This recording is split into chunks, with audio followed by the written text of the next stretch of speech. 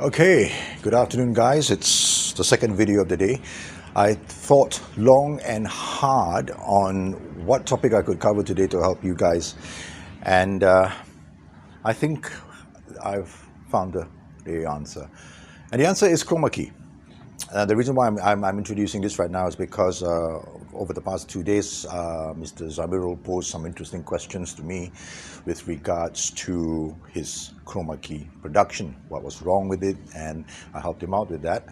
But over the course of the past 4 years, I've also had to help a lot of students use that wall behind, all right, that's the chroma key wall, to produce content. Now, chroma key has two parts. Number one is shooting of chroma key content, and number two is removing the green from the video frame. And I don't know whether you noticed, but the color green was selected for a very technical reason. Okay, one of the reasons that I keep telling the students was because green is a color that doesn't occur naturally on the human form. Okay, if you look like that, you're either the Incredible Hulk or you're decomposing. Okay, so green is a logical color to use, but there is another technical requirement, and it's got to do with file compression or color compression. Green is the color that is least compressed, therefore it will have its saturation levels, it would have its quality. Okay, now you don't have to worry about all that, okay, but what you need to know is how to get a really nice chroma key. Now I'm placing the camera in this position for you to see what a very typical chroma key screen would look like. That is a chroma key screen. It's flat, and that is important, okay, because if your screen isn't flat, it will have wrinkles, and when it has wrinkles, it will have a shadow. Okay, but there is another problem, and if you look carefully at the screen right now, when I move around, there seems to be hot spots. Okay, look at it. Let me see. Okay, look at that.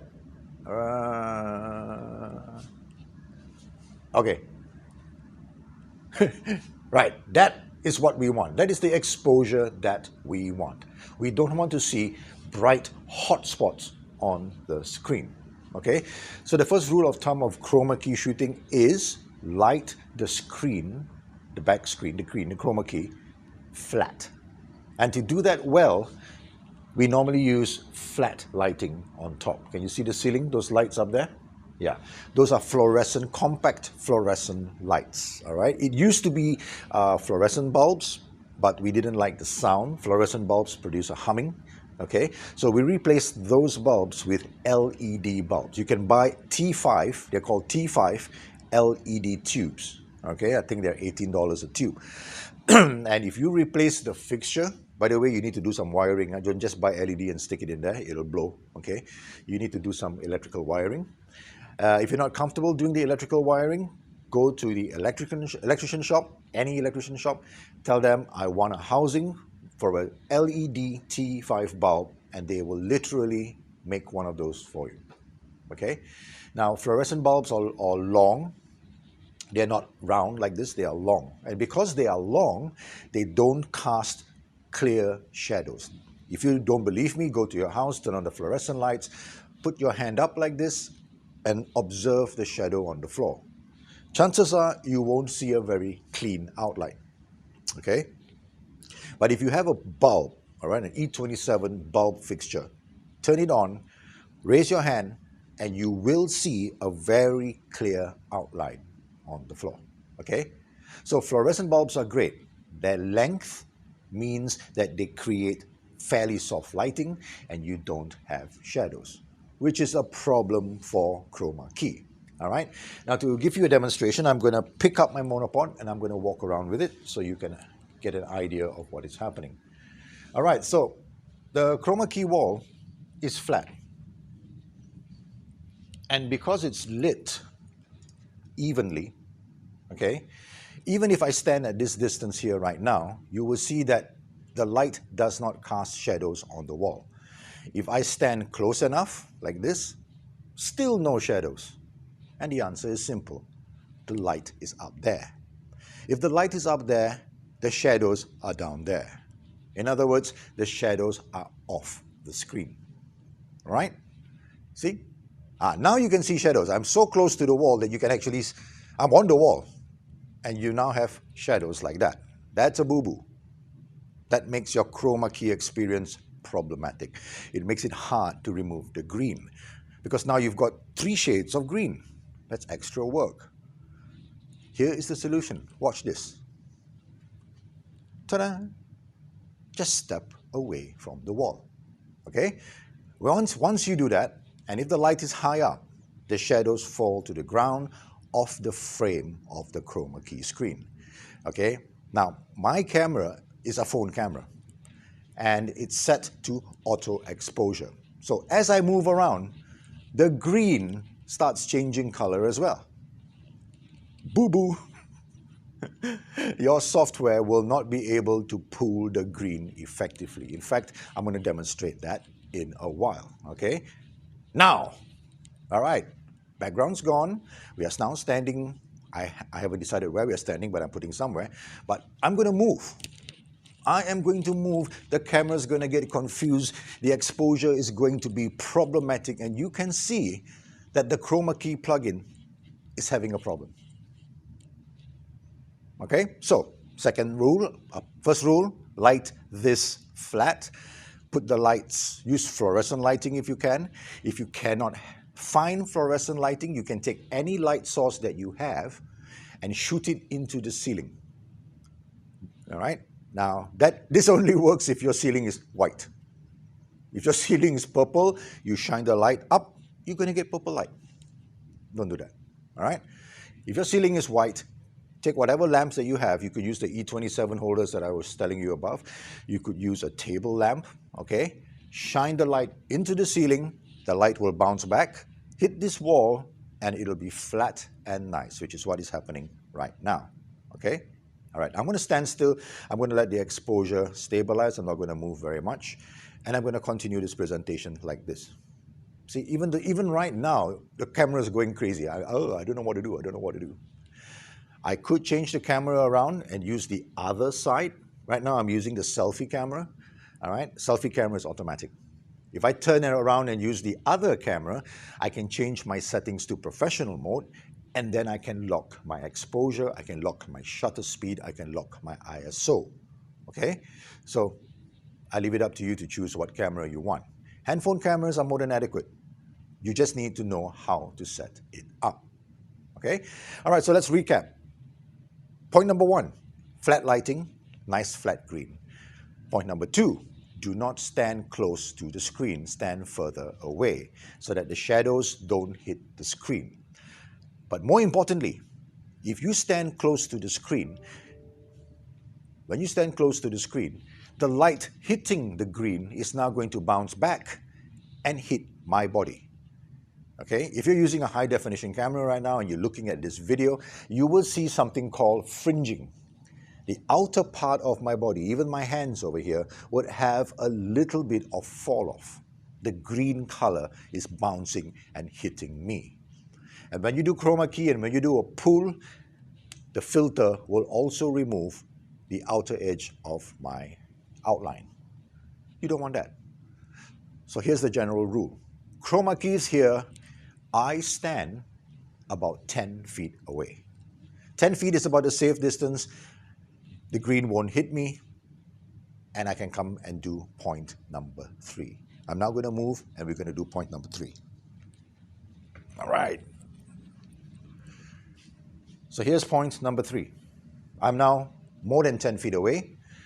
By the way, guys, this is just an example, okay? If you're doing this professionally, you're going to take a lot of time setting all of these things up. But just to recap, point 1, lighting there is separate. It's lighting the green. It's flat. That light doesn't touch me at all. That's point number 1. Point number 2, I'm standing about 10 feet. In this case, I think it's about 15 feet away from the wall. The green is not hitting me. Here's point number 3, most important point, light the object separately. And in this case, what I'm going to use is one of these portable LED lamps. Now you can get these LED lamps from us, you can rent it from us. If you don't have an LED lamp, you could buy any lamp from Mr. DIY, from any electrical shop, and use that, okay? It does not have to be a video lamp. It just has to be a light source. And I'm going to turn it on right now, and I am going to light only me. And that's the big key takeaway here, right? Let me just turn this around, turn the intensity down a bit, make it very low level. Okay, I don't know whether you can see it, but the numbers are going down. And I'm just lighting myself.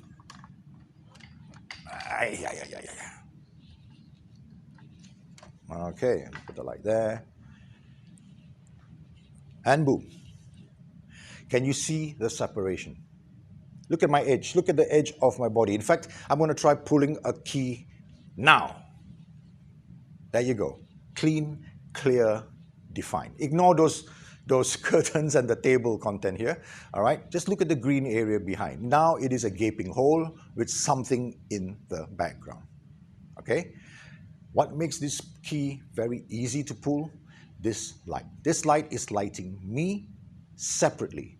It is creating a very clear and defined outline on my arms, okay? And these two lamps are lit separately. Now, the reason for that is very simple. If I have a problem when I do the chroma key, I could adjust the intensity of the backlight, all right? If I was standing there and I adjust that light, everything would change. My look would change, the wall green, the green, intensity of the green would change, and your plugin will get confused. But in this scenario, that wall is static. That wall is a separate entity. That wall is lit on its own, and it's not going to change. So when you apply the plugin will be consistent. By the way, when I say plugin, it's called the Chroma Key plugin or the Ultra Key plugin in Premiere Pro. Watch one of the earlier videos, okay? And now you can light me. Now you can move this light in any place, wherever you want, it does not matter. What matters is that this light must not touch that screen. The illumination of this light must only hit me and then stop just behind me, all right? More importantly, if you look at my hand, it's casting a shadow on my face. Can you see that? Right. Which means the light is there, my face is here, the shadow is there. What if I put the light right in front of me like this? Boo-boo. Light is there, face is here, shadow is there. Easy, right? Not rocket science. All right, so let's recap before I stop this video. Rule 1, make sure your green screen is flat. Make sure it's lit evenly. You can bounce light to the ceiling. You can bounce light on the wall. That soft light is what we want. That gives you a flat green. 1. 2, stand away from the wall. All right? It doesn't have to be 10 feet. You can go 5 feet if you want. Doesn't matter.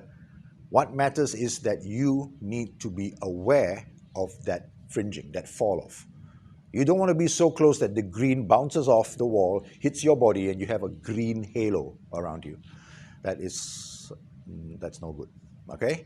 Point number 3, after you've set all that up and you're standing further away, throw some lights, all right? Bring emphasis to your object. Now, I stand out. I look as though that I'm the key object in the frame. Let me be clear. If I'm standing in front of you, you need to pay attention to me, not what is happening behind. That's not the function of chroma key. When do you pay attention to the background? When I tell you to. Ladies and gentlemen, watch this. Now come back, watch me. That is the emphasis of chroma key. Okay? By the way, what I'm teaching you here today is what normally newscasters use for your weather wall. Okay? And it is also a talking head piece. For example, if I'm talking and you want something floating here, if I'm talking about a current affairs issue, all right, I'm talking about the COVID-19 pandemic in Malaysia and its effects, and I'm talking how hawkers are suffering. No one is eating out. This little space here should show a little video of hawkers. But we should not be lit at the same intensity.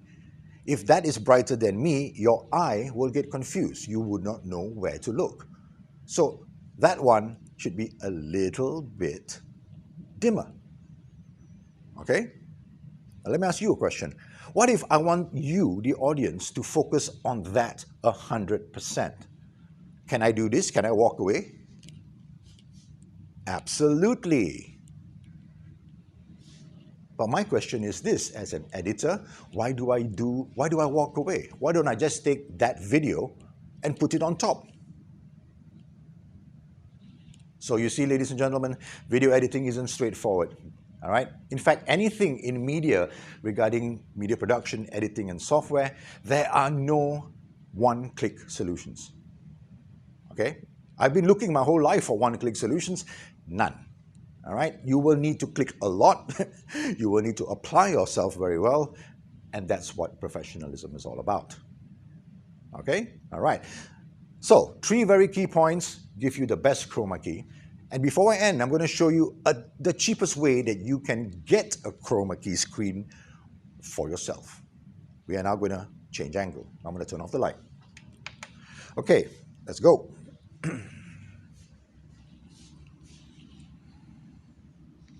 Woo! All right.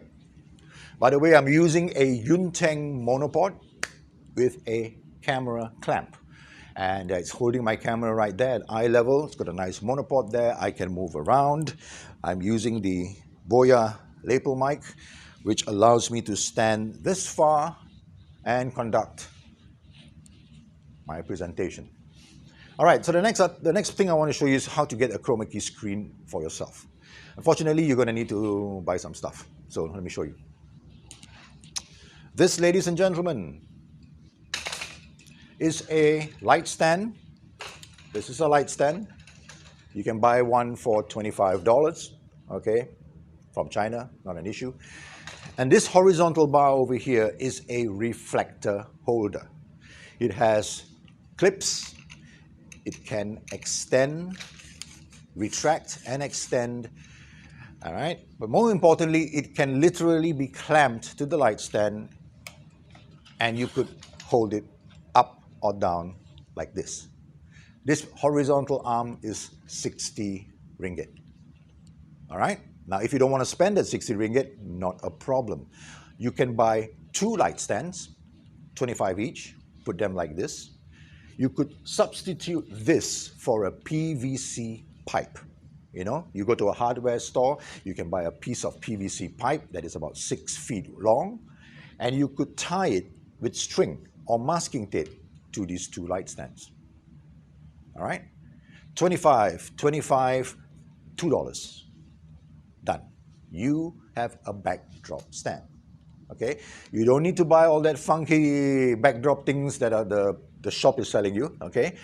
You can make one for yourself.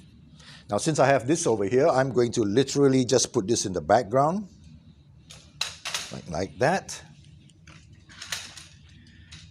And then I am going to bring in another element or the portable green screen that you can buy. Now, if you were to buy a Roscoe green screen from the United States, there'll be hundreds and hundreds of dollars, US. Okay. Instead, I would like to recommend to you to go to Kamda, all right, if there's a Kamda near you, and buy this cloth. This is not a specialized chroma key cloth. It is just a piece of stretch material. That's right. This material can stretch. Okay, and because it can stretch, if there are wrinkles on it, if you want to get rid of your wrinkles, just pull. Okay, this cloth is cheap as chips. The problem is it's hard to get because nobody buys this cloth. It's a color that is not really conducive for a lot of things. Have you seen anyone wear a dress in this color? Flat, apple green? No. But they do have it, and if they do have a bail, I recommend you buy as much as you can afford and keep it because fantastic product for chroma key or green screen, okay? But if you have this, And by the way, this is about, I think, $6 a meter, or is it $3 a meter? It's cheap. It's not expensive. Okay, buy your body length or your body height, and then double it, because you're going to need to put that screen higher. That screen is set at my height, but look where it is right now. It's behind me and it appears short. Okay, it's not covering my head. You can take this green cloth, drape it over the back like this, and then send the cloth skywards like that. Okay. Of course, move it around to a position where the light will be flat, and you will have a static green screen. Notice that there's no green here, there's no green here, and it doesn't matter, because you will now need to learn how to create a rough matte or a rough cut. So instead, what I'm going to do is, I'm now going to give my presentation standing still. I know that this is my limit. I'm going to talk. Hello, ladies and gentlemen. Welcome to your WKDU Penang. I am now standing in front of a green screen, and I know it's not a big screen. So I'm not going to do this. I'm not going to do this. I'm just going to stand here and I am going to talk. Blah, blah, blah, blah, blah, blah, blah, blah, blah. I'm done. Fade off. Transition. Bye-bye. I'm gone. Okay? Now you saw me do that. I look stupid. Now watch this. Cool, eh? All right. So that is how you apply chroma key or green screen to create a talking head. All of these principles are the fundamental principles of green screen. They do not cover advanced compositing green screen, where you start seeing things like the Incredible Hulk, Avengers, blah, blah, blah, blah, blah, blah, blah, blah, blah. Okay? What you learn today is step 1 out of a few hundred. Don't panic. It all starts with baby steps. This is your first baby step. Go, practice, enjoy, learn. Oh yeah, before I go, what if I have a cloth that's a different color? What if I have a cloth that is red? Can I do chroma key with a red cloth? The answer is yes. What's the problem? My shirt has red. My skin has red hues. All of us, all right? Regardless of race, our skin has red in it, all right? So if you use red, you apply the filter, straight away you will see a hole here, here, and my face will be kind of transparent. Don't believe me? Try it out. All right, thank you guys. In a few days' time, I will do this exact same exercise, but this time I'm going to use a flat white or a flat black color, and we're going to learn luma keying, which is another different principle for a different application. See you later.